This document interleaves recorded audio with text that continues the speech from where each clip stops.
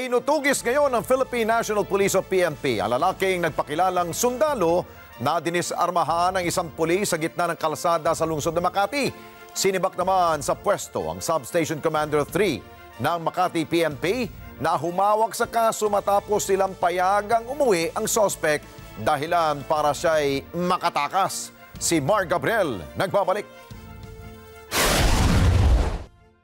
Sa video nakuha ng isang motorista sa Makati City, makikita ang dalawang lalaki na nagpambuno sa gitna ng kalsada. Ang lalaking nakaputing t-shirt, nakilala na si Police Staff Sergeant Marson Dulipas na nakatalaga sa Pasay City Police, habang nakilala naman ang isa na si Angelito Rencio. Kwento ni Dulipas, Agosto 25 pa nang mangyari ang insidente sa kahabaan ng Osmeña Highway, corner Arnaiz Avenue sa Barangay Pio del Pilar sa Makati City. Nagsimula daw ito sa panggigit-git sa kanya ni Rencio na nooy sakay ng motorsiklo. Sinita niya raw ito at sinabihang mag-ingat, pero minura raw siya nito. Ngayon, ang sabi ko sa kanya, "Oy kuya, huwag ka namang magmura." Hindi na siya sumagot, sir.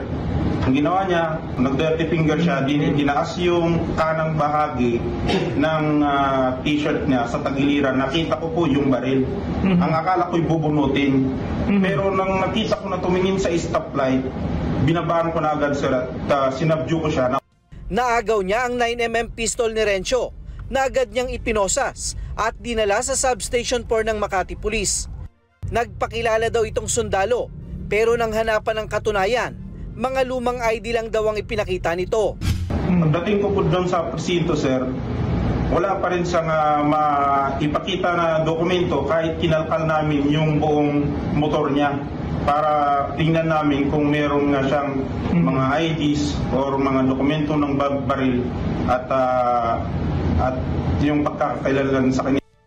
Nagpaalam daw ang suspect na uuwi sa kanilang bahay para kunin ang mga dokumento ng kanyang baril, pero hindi na raw ito bumalik. Dahil dito, sinibak sa pwesto ang hepe ng Makati PCP4, gayon din ang desk officer na humawak sa kaso. Ano talaga yung pagkatao na yon? Kasi mere ID ang pinakita sa atin kung anong klaseng ID yon. And for a police officer na para i-release yun, for just presenting a mere ID, I think medyo further queries should be, or more questions should be answered. Bakit ganun lang kadali? Parang hindi naman official ID yung pinapakita or hindi naman ID ng AFP. So marami pang katanungan. Itinanggi naman ng Philippine Army na tao nila si Rencio na tinutugis na ngayon ng mga pulis.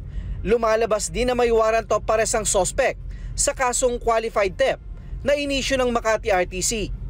Mar Gabriel, para sa Mata ng Agila. Matatag, matapang, matapat. Maraming salamat sa inyo pong pagsubaybay sa Mata ng Agila Primetime. Para malaman ang matatag, matapang at matapat na mga balita, i-follow lamang at mag-subscribe sa @Net25 TV.